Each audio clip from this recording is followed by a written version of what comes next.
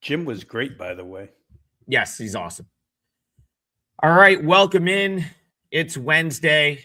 It's time for Full Court Press. We were just talking backstage about how great Jim Root was yesterday, filling in for me. So shout out to Jim for holding down the fort. He did great. He gave out South Carolina. Rob, I already see the comments, so I got to pop in here. Yes, I ruined the parlay with Marist. I was in traffic when I texted that, so I had no analysis, but everything checked out. Like all of the sort of info I had on that game checked out. Georgia Tech, the big reason I like that. So, I mean, not that this does you any good now, but I guess I'll quickly say the reason I liked Marist at 7.5 last night, I had pretty good intel that Ndongo was going to remain out for Georgia Tech. He did. And I thought without him, it would be a good matchup for Marist defense, which is very good. And credit to Georgia Tech. They put up 87 points, 8 for 11 from three. They shot nearly 58% from the field. I just got to tip my cap there. I mean, that's just much better than I thought Georgia Tech could muster up without one of their biggest offensive threats. So sorry for rooting the parlay. But again, what Jim did great yesterday. And I'll promote, like, the whole way I made this show up. Like, before the season, I talked to the three-man weave guys, and I said, hey, are you guys doing a weekday show? Because they haven't done it the last couple of years. And they said, no, we've got other stuff going on. We're just going to keep our best bet show on Saturday. And I always like their chat mob portion of the show. So the way they do their show, they have an outline. They go to a chat break where they just rapid fire questions, and then they go back to the outline. And I was like, I asked them, I said, can I just steal the chat mob idea and do a full show like that? And they were like, yeah, go for it. So that's kind of where I got the idea for this. But Jim still does a show with Kai and Maddie Cox on Saturdays for an hour. So if you're looking for more Jim Root, Saturday morning, I think they do like their show at 11 a.m. right up until the noon tip-off. So check that out. And yeah, it was great to have him fill in. Rob Bino, you came through with your leg of the parlay as well, so congrats on that over. I hit my client play on Canisius. I have 4 straight winning days. Someone's like, Trig's ice cold. I've now won 4 straight days, so you're going to have to go back to last week for the ice cold Trig because we got 4 winning days in a row.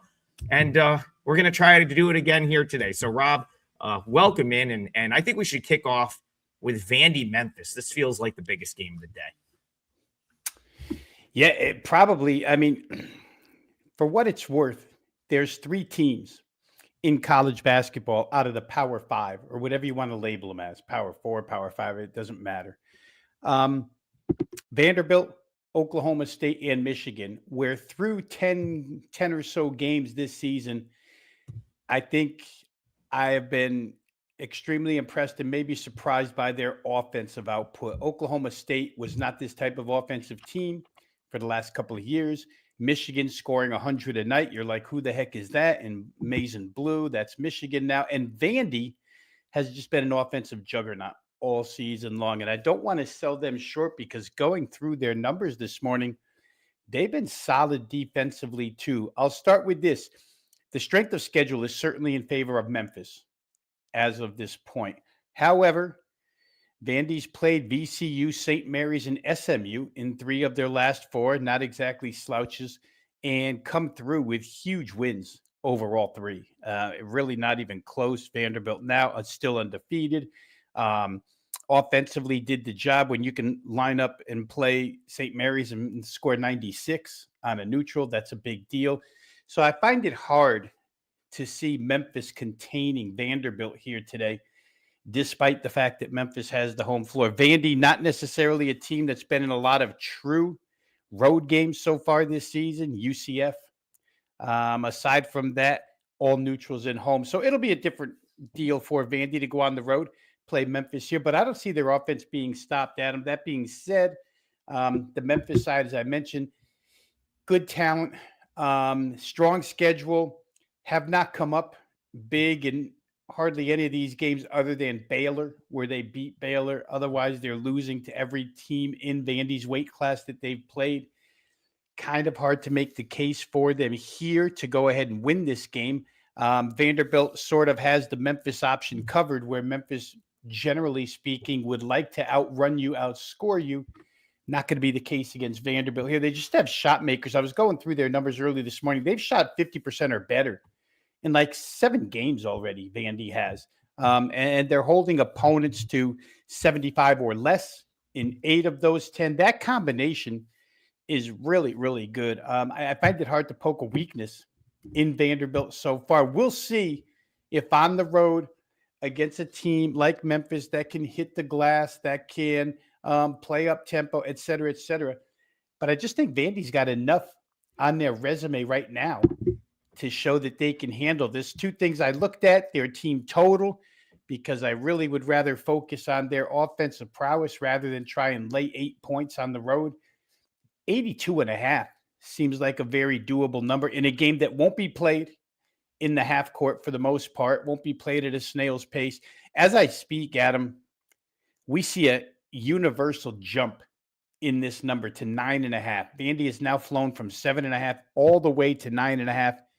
Total down a little bit to 158.5. I think my best recommendation here is to stick to the team total thought that I had, just because Vandy has scored on everybody. That number is 82.5. I think they should get to 83 or better.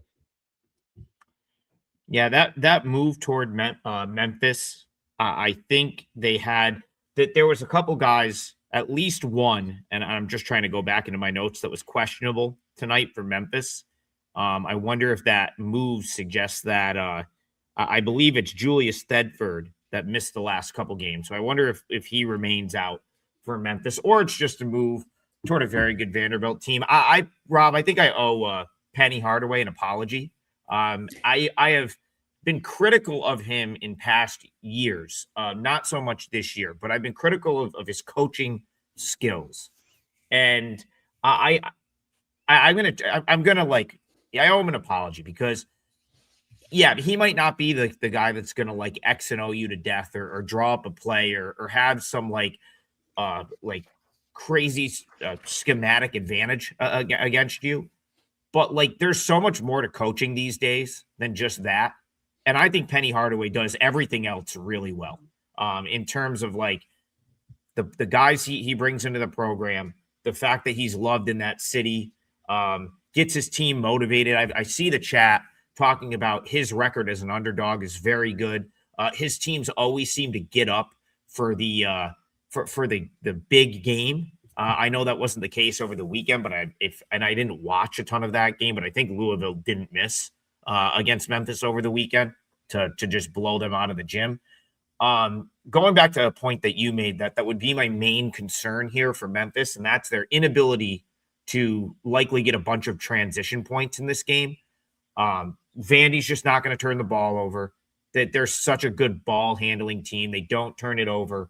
And if Memphis can't get those like quick sort of, I'll call them like athlete points, right? Where they're just like able to force a turnover, get out and run and get an easy bucket that way, I think it's going to be very difficult for them to beat Vanderbilt. So that's kind of where I'm at on this one. I'm not going to say I agree with the move all the way up to 9.5. That's a pretty big number, but I have my reasons as to why I don't really want to punch back. And it really just comes down to Vandy, their efficiency on offense, and the fact that I don't think there's going to be many easy points here for Memphis. Yeah, I would thoroughly agree. Memphis just doesn't have anything right now, and I get the schedule's been tough, but they don't have any asset, Adam, at this point that they can hang their hat on. They really haven't been terrific at anything, where Vanderbilt's been terrific at everything. Again, that comment right there is what we spoke to earlier. The only time they played away from home was against UCF, and UCF we're not going to put in Memphis's category here. But Vandy did get 105 points in that game. A lot of neutrals, a lot of homes. The trip, again, we said it the other day, it was, I think, Knoxville to Nashville, Nashville to Memphis. It's a hike. It's not close. So it certainly is a road game. Memphis will be fired up. We'll see how this goes, if Memphis' strength of schedule has them prepped for this. But nobody seems to have stopped Vandy from scoring right now. I wouldn't play against them. I haven't been to a Memphis game yet, but like my gut says that they don't have the home court edge that some of these other teams do. It's an NBA arena. I you'd think that Vandy will have some fans there. I don't know. My gut says that is not the biggest home court edge. I'm like a little bit less concerned. Whereas if Vandy was going to a weird gym or like a much more hostile environment, I would probably say that, okay, well, yeah, that's first true road game. But yeah, for some reason, and again, I can't speak from personal opinion like I can at a lot of these, but for some reason, I find myself not giving as much of a bump for Memphis at home. Maybe it's the NBA arena type thing. It's certainly not Memorial Gym, right? Where the coaches have to try and shout to their teams 94 feet away. That's a much bigger home floor advantage for Vandy.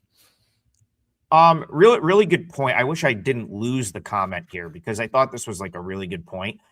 Someone in the chat, and I'll find it as I scroll through, says, fade some of these head fake moves.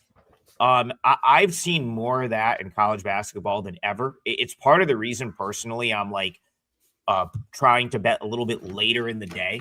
I feel like there's so much market manipulation going on in like the first, overnight and then the first few hours of the day that I find myself like kind of wanting the market to settle a little bit. And then if I miss a number, I miss it. It is what it is. These games are so volatile as it is. It's like, I don't even really, like I'm having less FOMO than ever, Rob, is I guess what I'm saying. And like, so yesterday being a perfect example, I ended up on Canisius plus 22. It was everything else sort of like moved out of range, and Canisius was an easy winner the day before with Houston Christian. I've also been on a nice run of these like big underdogs. So, and if you're going to play big double-digit underdogs, more often than not, you don't want to play them early, right? Because like, especially during non-conference play, the team that's the named team is likely going to take a little money at some point. And there was quite a few yesterday that cashed. Lipscomb, Long Island, Evansville. That was one that got hit early, never came back. Canisius. So again, it's just the Jacobs comment just kind of, put that in my head. Like, yeah, I kind of agree with that. It's an interesting stuff right there. Yeah, you know what is interesting about that real quick, Adam, is the first 7, 10, 14 days we did this show, we were seeing moves of, and I'll speak from totals now, 6 points, 8 points. And these games were still getting over or under, whichever way the line moves. Yeah. So sides and totals a little bit different with these head fake moves. These totals moves seem to be absolutely on point, but the side moves are different. Yeah, that's a really good point, Rob. The totals, it's like if you don't get your bet down and it moves in the way that you want it to move, it's probably not coming back. Like, you're probably not going to get that number. Whereas I see a lot of like what it feels like jockeying for position in the market on the side, where it's like it'll move and then 4 hours later it's back where it opened, maybe even like has moved in the other direction. It's a really good point. I'll read this comment here before we move on. Trigger, you hit the nail right on the head. The early runs on lines are setups. Later, it settles. Groups manipulating things early. Yeah, I mean, it's harder to get down early. So why would they want a lot? Why would groups trying to move significant money try to lock in their position early? That doesn't make, when they can't get as much down. So I think you're seeing that more than ever. And it's probably the moral of the story is, like, you want to bet the game you want to bet. So if that means you have to get it in early, then you want to get it in early. If that means you have to get it in late, you want to get it in late. I don't think you want to like chase a move because something is moving. And also, it's probably going to come back. Like for example, yesterday, if you were on the other side of me and you like Georgia Tech, I got Marist in when we did the, that's another reason I used Marist for the parlay. I disagreed with the move, knowing that they were going to be without the guy I thought they were going to be without. 7.5 ended up being a good number. It went back down to like 6, but you had multiple chances to get Georgia Tech minus 5.5 or 6 yesterday. It's good. It's just a good conversation. I know there's a trillion games today, so we'll talk about the, we'll get back into the game chat. My segue here, Rob, was one NBA arena to another, and so we'll go to Fiserv Forum here for Georgetown Marquette in a game that feels like both teams, it feels like both of these teams desperately need this game. The team that doesn't get this game might spiral a little bit, right? Like just where they're at in their seasons right now, especially Marquette. If Marquette loses this one at home, I don't know. They might that's going to be tough to bounce back from. The market here, Rob, thinks Marquette's going to win this game. 3.5 up to now. It looks like 5.5 some places. How do you see this one, Georgetown, Marquette? Yeah, at least early, they think Marquette's going to win this game. Right adding to the conversation we were just having, we do see a surge on Marquette up to 5.5 here. Georgetown, not the strongest schedule in the world so far this season, but in a couple of key games early, Adam, when we were kind of, touting maybe a good year for Georgetown, they did beat Maryland. They did beat Clemson. Those are big wins. Marquette, on the other hand, they've just been an absolute, well, I don't want to call them a disaster, but they're just not good as of late. Buried by Wisconsin, buried by Purdue, lose to Oklahoma, lose to Maryland, get buried by Indiana. Any good team they've played, lose to Dayton. They just have not shown up against the better competition, which would lead me to be on the Georgetown side. However, it is conference season now, and sometimes things swing once conference season begins. I don't know that Shaka Smart was playing around with his, or experimenting, evaluating, so to speak, early on, and these game results aren't indicative of what they'll be throughout the conference season. But off of what I've seen, off of what we can base a selection today on, man, I'd rather be on Georgetown. But larger than that, I'd rather be on the total under in this game. Georgetown is a team that's really not going to get up and down. And Marquette is a team right now that doesn't shoot the ball straight. It's really hard to handicap a team to come out and do real well offensively when they just haven't shown you that so far. Marquette, for what it's worth, very, very, very uncharacteristic. 284th in the nation in effective field goal percentage. You can't trust a team that's going to play a fairly good defensive team, even if they're at home, to go up and score points. So, early on, Ken Palm, when I saw these yesterday, I saw his number before the openers came, 150. I thought, man, that thing's got to be played under. I still think I would lean that way. Side, I'm not going to get into here because I don't know. I mean, I have a feeling Marquette's just not going to be good this year, but I don't know it for a fact yet. And Georgetown has shown us a couple of big-time victories. So for me, it would be under in this case. And under doesn't come out of my mouth much, but I like it under in this one. So Shaka Smart has owned Ed Cooley since he got to the Big East, whether it be Providence or Georgetown. Smart has fared well. I had it written down here, 6-2 in Big East matchups. So, I don't know what there is, if there's something to that. I know that Georgetown probably gets beat on the glass here. That certainly helps Marquette. But for me personally, I'm kind of with the chat where it's like, I'm not going to lay 5.5 with Marquette. I could only play back at that. And then I think that's should be probably the standard, right? Like that's to me, like, so I'll just talk. Like I have had a bad start to the college basketball season. Like from up to this point, like I've had a couple of good days, but overall it's been a bad start for me trying to turn that around. One thing I have not done, and what you absolutely cannot do, like, listen, it's hard enough to win doing this as it is. Like, you can't put yourself in a position where you lay 5.5 and lose when you could have had 3.5. That has not happened to me this year. Like, I think I've only been stuck with a bad number, maybe 3 or 4 times over like more than 100 bets, and none of those has cost me. And listen, you're not going to get the best number every single time. It's just impossible almost to always just beat the market or get the absolute best number. But if you're doing it most of the time, that's really what you want. And you can't, you just have to move on. Now, as I speak, Georgetown gets hit and it's back to 4.5. And it's like playing out on the show, like exactly what we're talking about.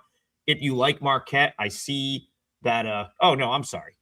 That was the wrong line. It was a different game.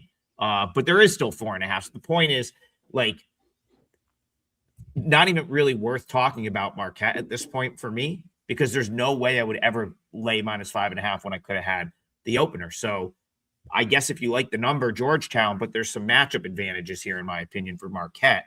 And the fact that Shaka has done well against Cooley is going to keep me off, especially with Marquette at home in what feels like a big home spot for them. One thing I'll add real quick here, Adam, is any Shaka smart team thrives off of forcing turnovers. And Georgetown, for what it's worth, has the second best turnover rate in the country. They just don't turn the ball over. And if you can't turn them over and Marquette can't transition into easy points, any Shaka smart offense doesn't thrive in that situation. They chuck a lot of threes. They don't make a lot of threes. Fundamentally, they're just not a good basketball team. How they perform once the conference season starts, we'll see. And maybe, if in Ed Cooley's defense, he's had Providence and Georgetown. And really, those personnel matchups haven't stacked up in his favor against what Shaka Smart has had at Marquette. So we'll see if the coaching edge continues. But I would think this game stays under the number in this one. I'll answer Corp's question quick. Does public consensus ever affect your handicapping?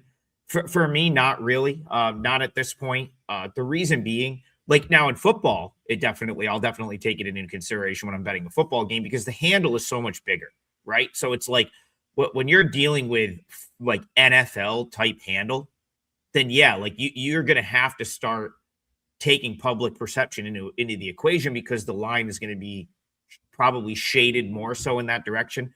I feel like March Madness, it really starts to matter a little bit because those games get football game type handles.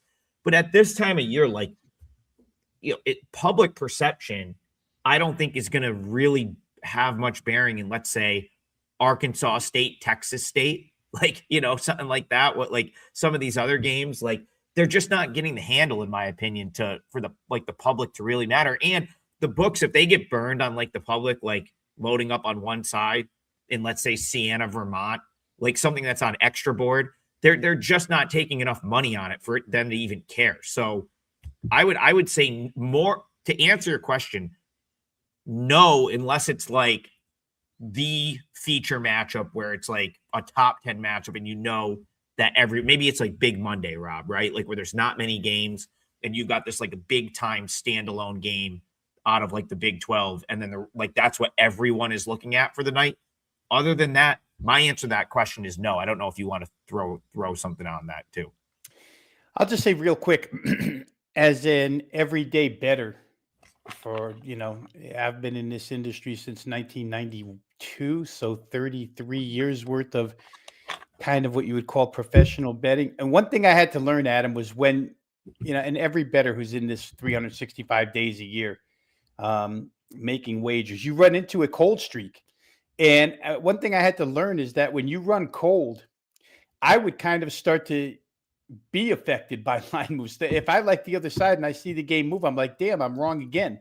But you have to learn in this business that you have to thoroughly either trust your process, what you handicap the game to be, and not, again, I learned a long time ago from a guy who told me if you play these line moves, you become a 50-50 bettor. You've talked about market manipulation earlier in the show. It really does go on. I don't pay attention too much to consensus anymore. In fact, I'll tell you what, on the odds services that we use, you can always find 80% this, and 65% that. I don't even pay attention to those things. I don't know where those ticket counts come from. I don't know where that money handle comes from, who's being used to record that data. So I really don't pay attention anymore whatsoever. All right, Garth, Thank you for the donation. Much appreciated. He says thoughts on the Northern Kentucky Oakland game. He's leaning Northern at home. They're 4-0 against the spread at home. Garth, I'm kind of with you here. Now, when I made my numbers this morning, my number tilted toward Oakland a little bit, but I think Oakland is going to have a pretty key injury tonight that would sort of make me have to go back and figure out just how many points I attribute to this person.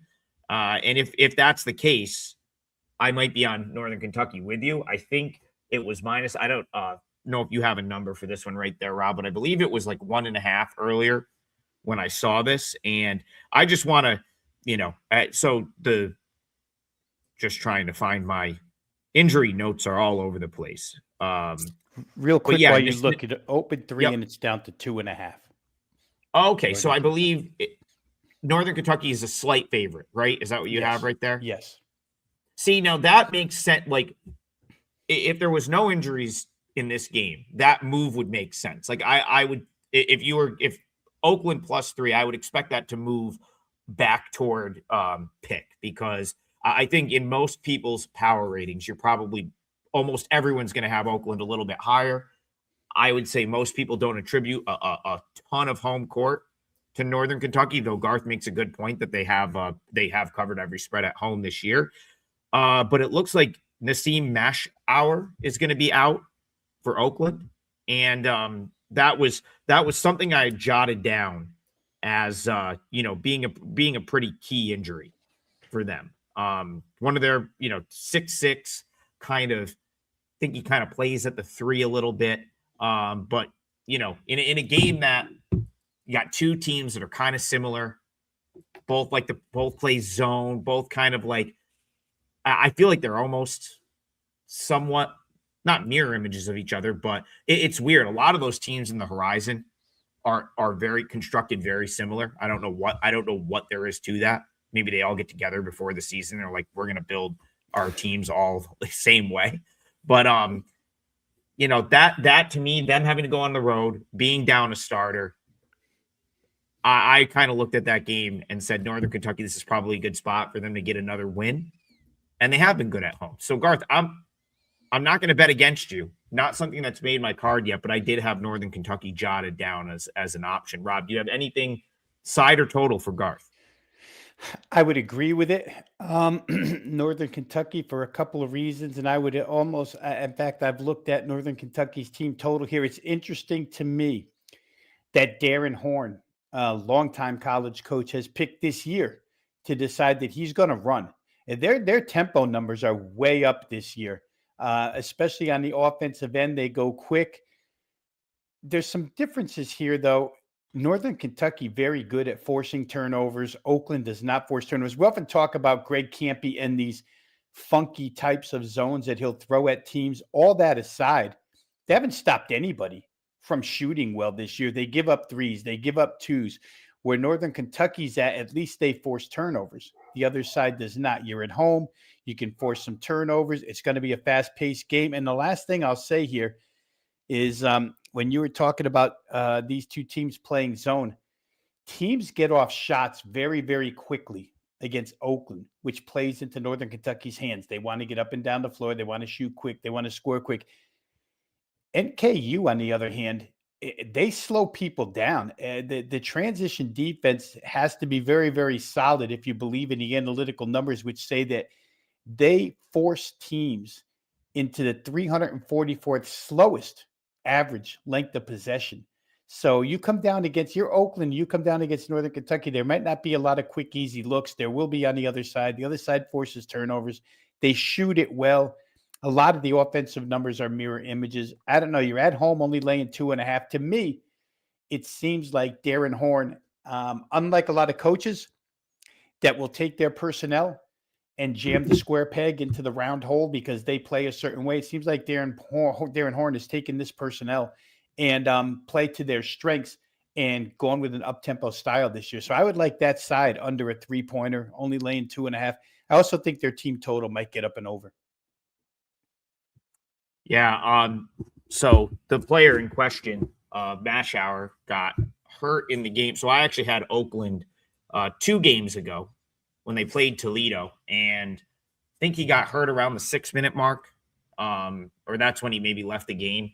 I don't think Oakland got to stop the rest of the game. Somehow they won 98-97. It was a crazy game, but Toledo just made every shot. They got whatever they wanted, and that's like not really characteristic toward to that Oakland team.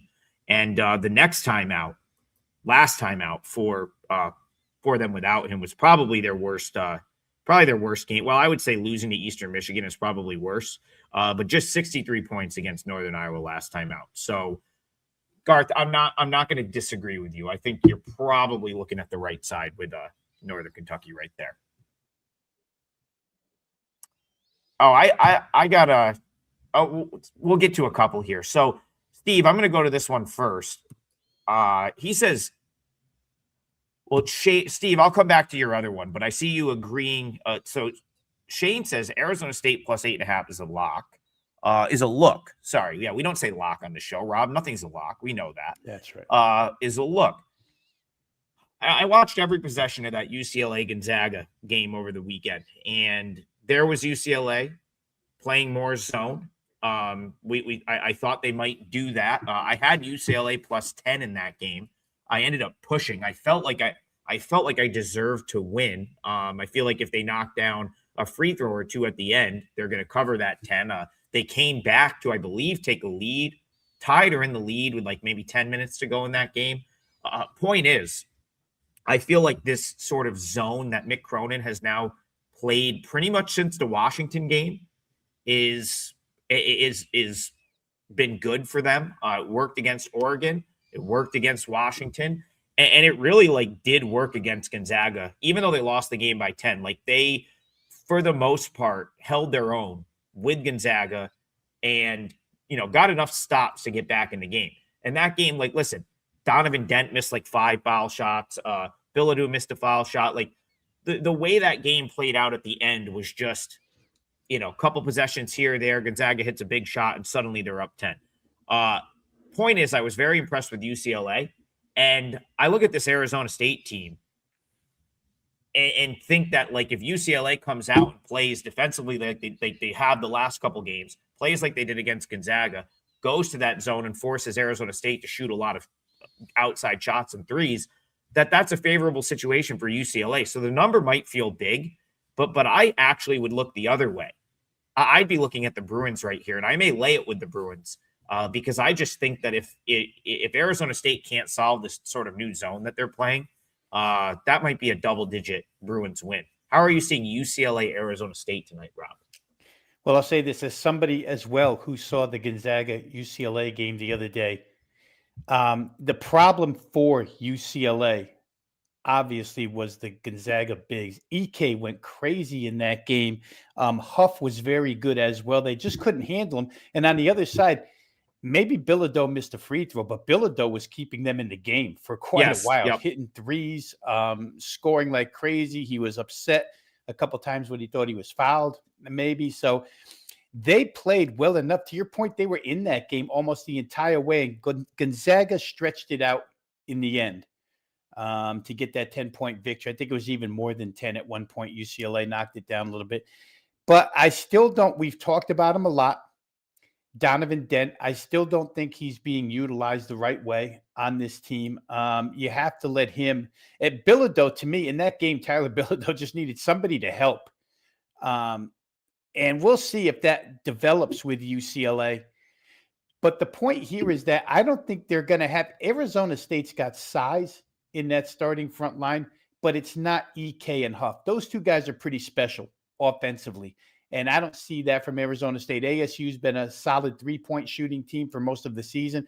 I think, in my opinion, that Mick Cronin and his defense can handle that a lot better than if you're going to destroy them on the interior. So maybe Arizona State's style plays into UCLA's hands a little bit.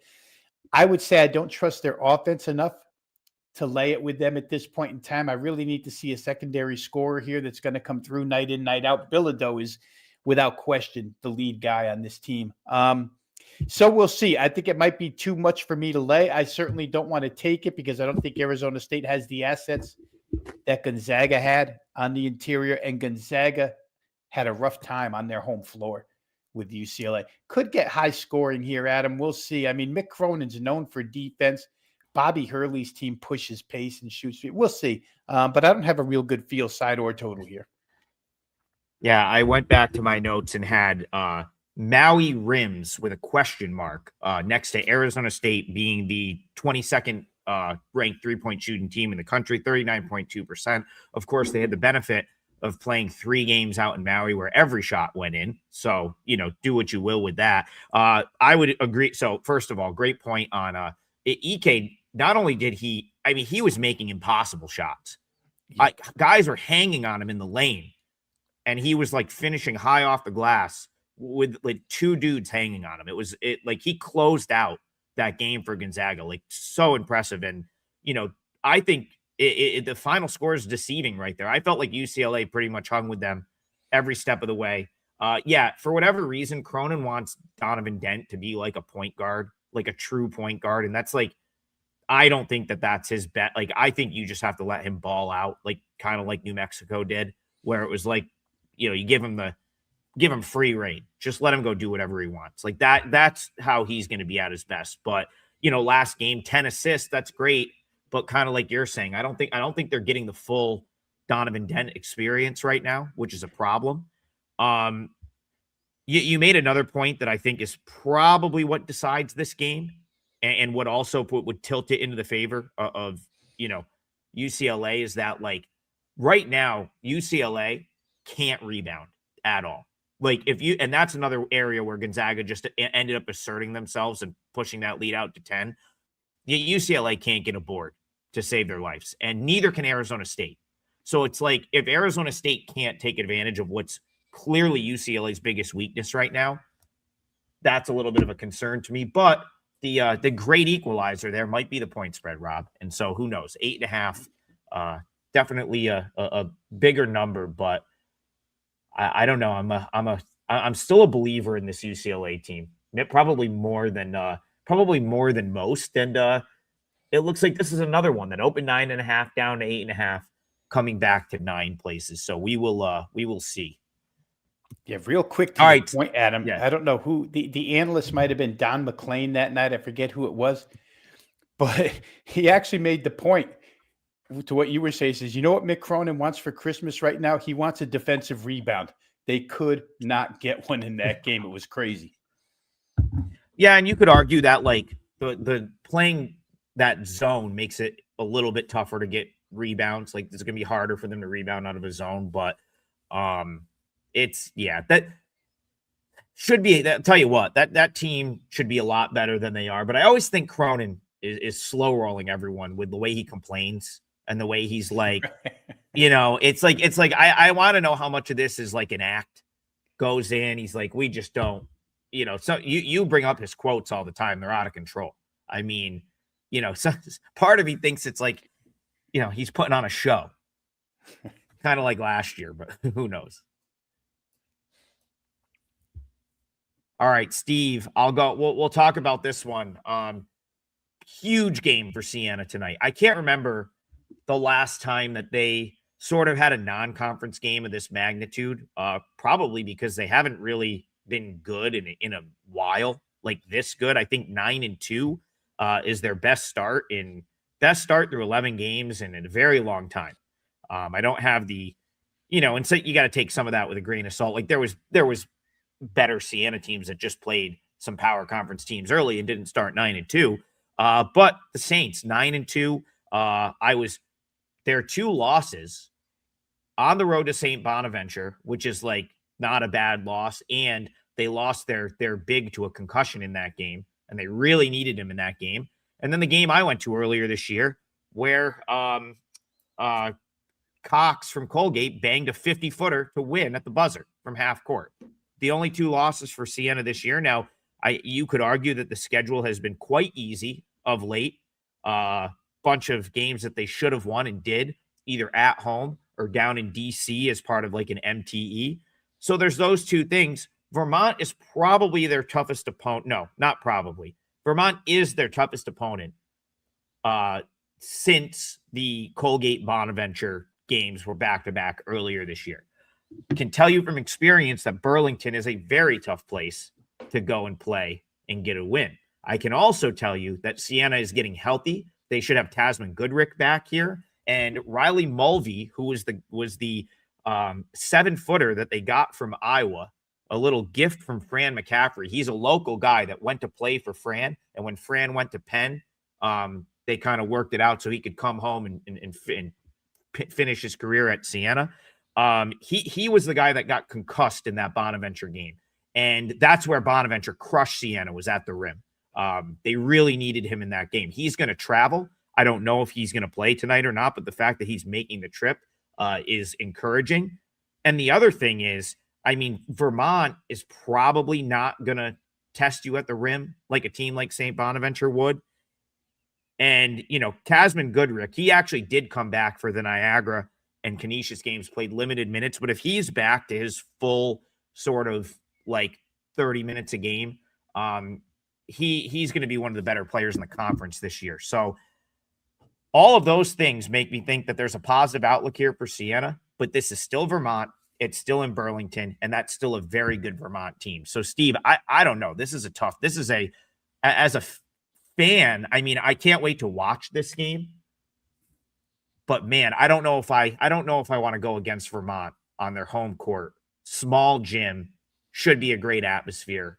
The locals come out for that team. So even if the kids aren't there, it doesn't matter. I've been to Vermont games middle of December before. It'll be all locals. So should be a good one tonight. Steve says Vermont 8-0 against Siena, maybe a pass. Yeah, they have owned Siena, but to Vermont's credit, they almost always have a better, they're almost always favored. So this might be one of the better chances Siena's had to get a win over them in recent years. I wish I had more. I feel like anything else that comes out of my mouth right now, Rob, might be a little bit biased. So I'm going to go to you and see if you have an unbiased take in this Vermont-Siena game.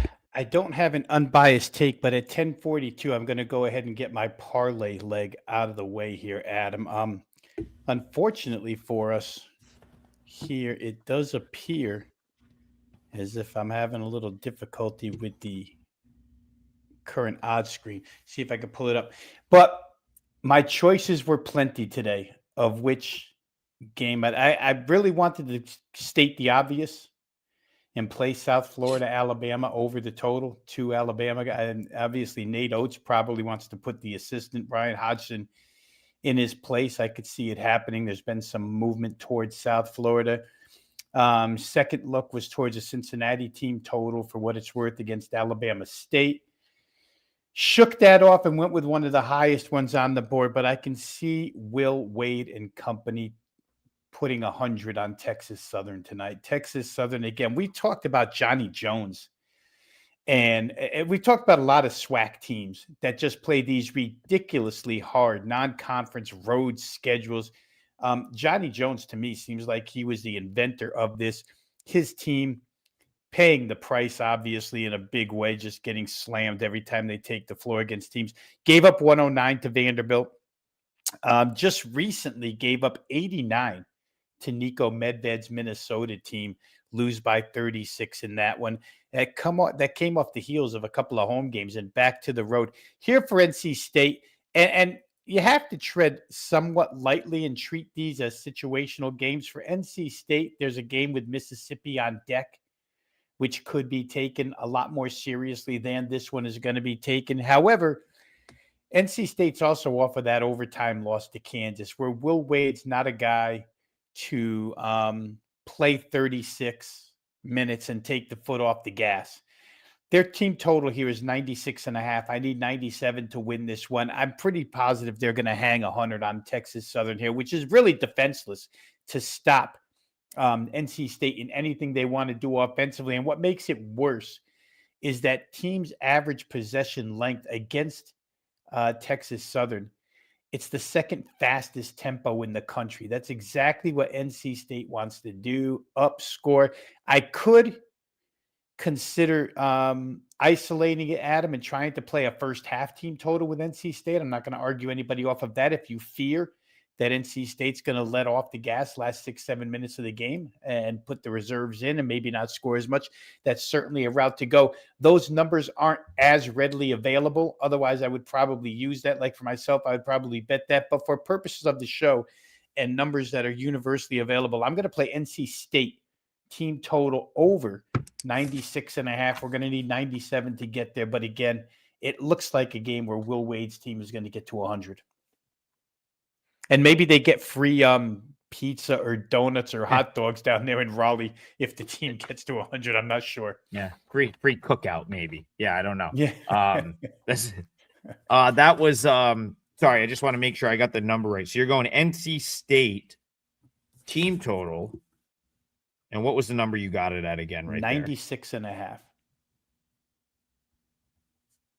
Minus 110 on that? I think it was even juiced to the under, Adam. The screen has just come back up for me. It was down for a second. So this number currently sits, this is an early game, NC State. It's in the added board, actually, because it's Texas Southern. Yeah, 96.5. The consensus number is minus 110. So we can roll with that. Yep. All right. 96.5 NC State. Putting it on Texas Southern. I have nothing really to add. I wouldn't fade Will Wade in this kind of spot at home, just like, running it up on a team that he can run it up on, especially the way this season has gone, where, it feels like he could kind of use one of those at this point.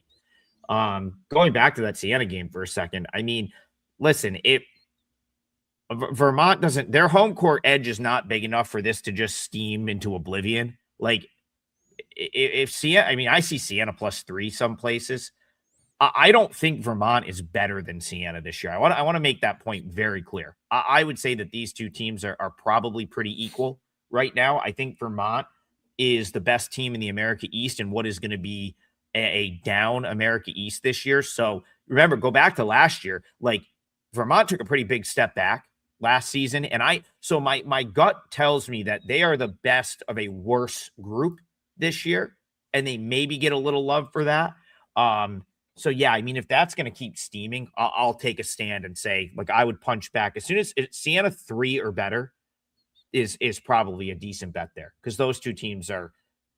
I wouldn't say Vermont is better than Siena this year. I think they're pretty even.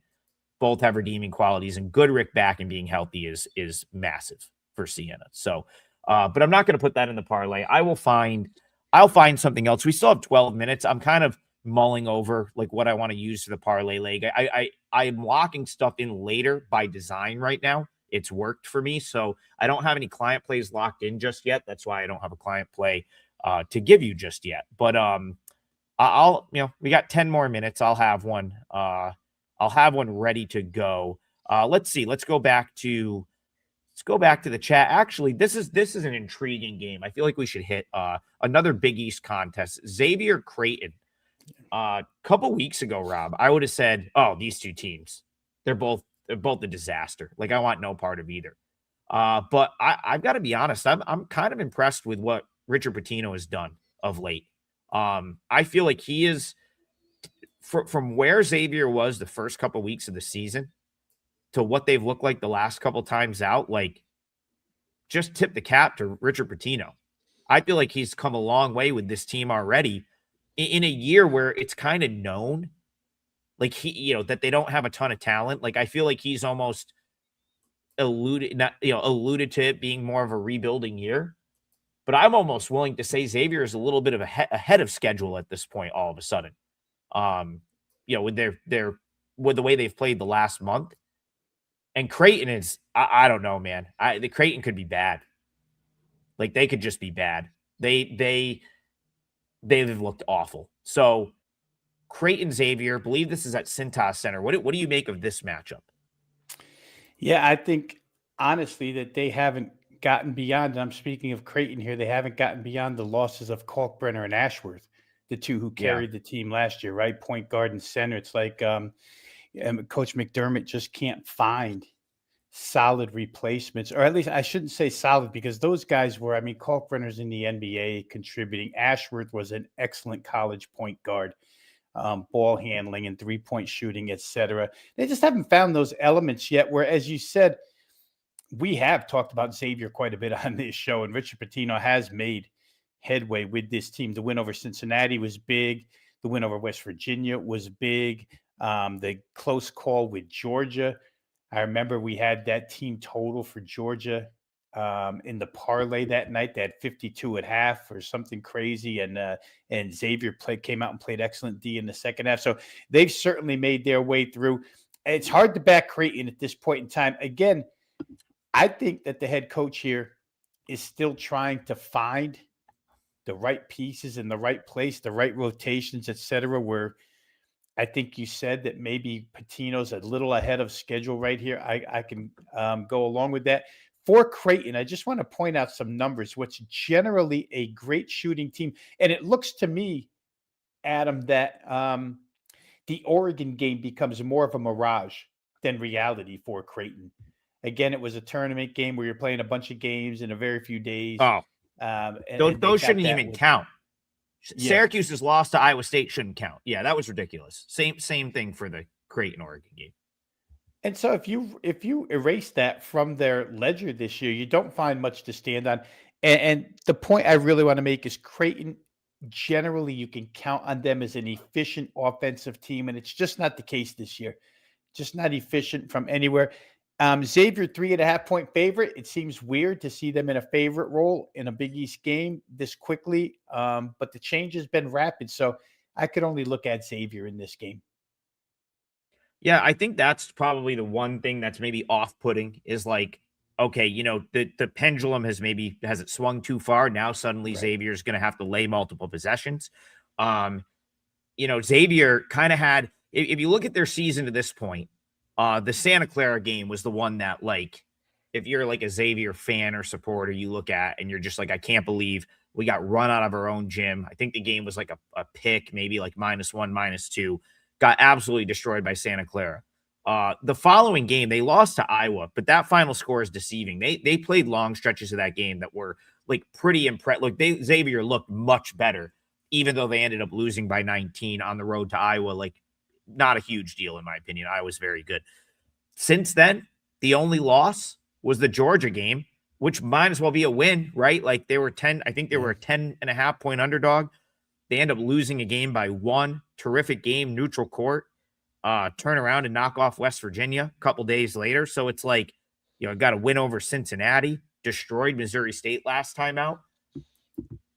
There's no basketball reason here for me to like Creighton or to like Creighton. It would have to be Xavier. I'm just like wondering is this where like Creighton gives their like one effort and you just, you know, kind of catch the bad spot? Because Xavier's played so well the last few games, but that Lemoyne game and that Marist game still happened this season, right? So it's almost like you have to like know that they could have one of those in them. I think that's ultimately why I won't lay multiple possessions, but we could be on this show 24 hours from now being like, man, Xavier that was easy, right? Like it feels like right now they are playing so much better that how could you pass them up on their home floor here? But as we know, I'll just say, yeah, as we know, it could change in a minute. I just want to add one last thing here real quick, because we talked at the beginning of the season when they added the Iowa transfers, Josh Dix and Owen Freeman, to this Iowa team. Remember, Owen Freeman was hurt for Iowa last year. It cost them dearly because he was such an integral part of that team.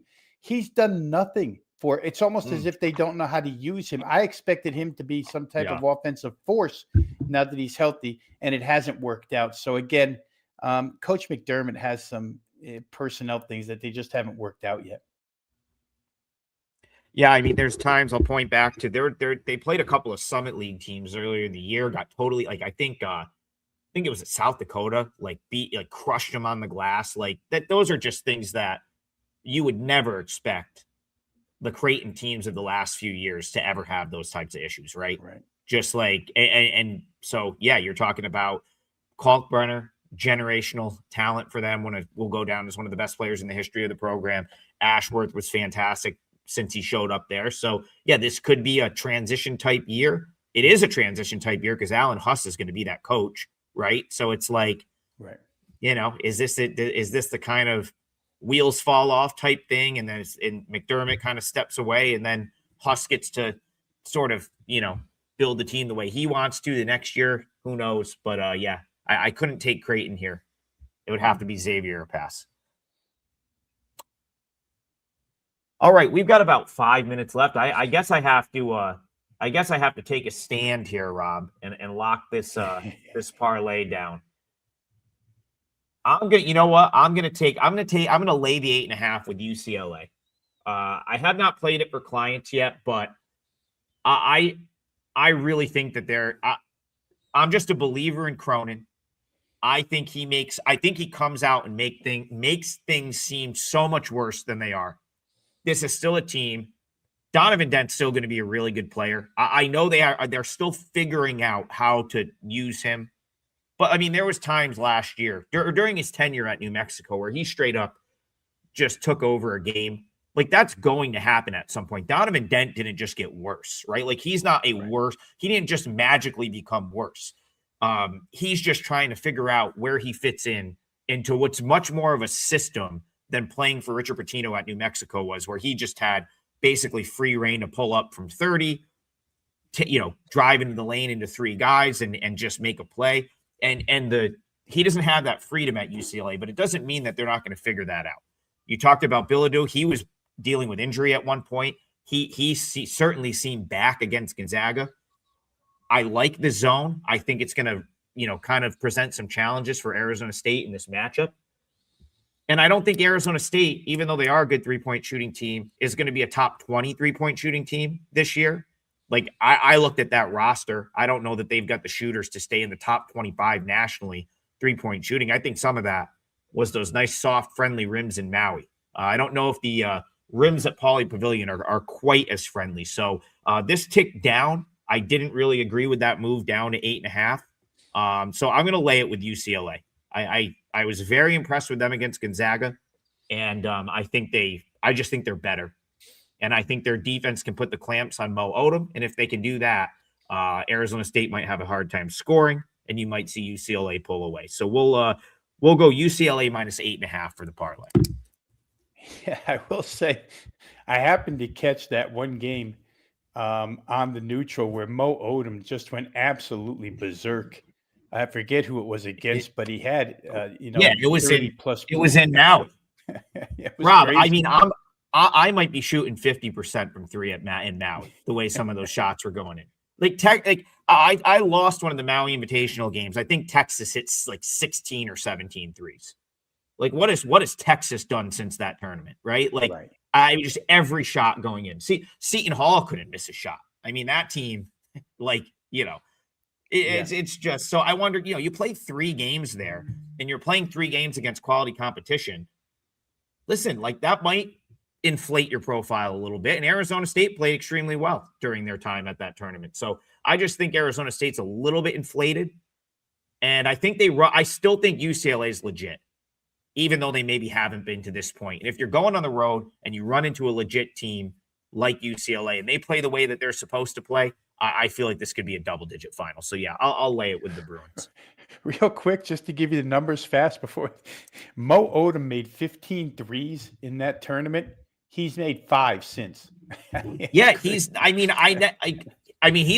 really good player, but he's not JJ Redick. Like, he's not just someone that's going to be bombs away from 30, 40, 3 and just eviscerate you from 3. So again, I just think that there's some of those numbers are a little skewed. And I actually think that this will likely move back to where it opened. Might even see it get to 10. So because right now on the show, we're locking this in, I can see, we'll call it 8.5. Ski Profit says, I haven't seen Trig hoop. I've seen Rob hoop. Ski, I'm a nightmare to play against. I'll go out and defend you in a pickup game like it's game 7. Probably not going to make many shots, but you want me on your pickup team, and everyone will be pissed at me. That's the kind of guy I am. I'm a soccer player playing basketball. So think of that. I played soccer, and I'm like, I don't have a ton of skill, but I'll just sit there and I'll be on you like glue in a pickup game, and you'll be like, get this guy out of here. Get him out. You'll have 6 fouls in 5 minutes. Yeah, right. I played in like an adult league for a minute, and that was always an issue. When they actually counted fouls, that was a problem. Yeah. But all right, guys, it's time. We'll be back tomorrow for more full court press. Just to recap the parlay, Rob is going to go NC State team total over 96.5. I'm going to go UCLA minus 8.5. Little 2-teamer. Hopefully another parlay win. We had one on Monday, and we'll be back in the morning for more full court press. Take care, everyone. We'll see you guys then.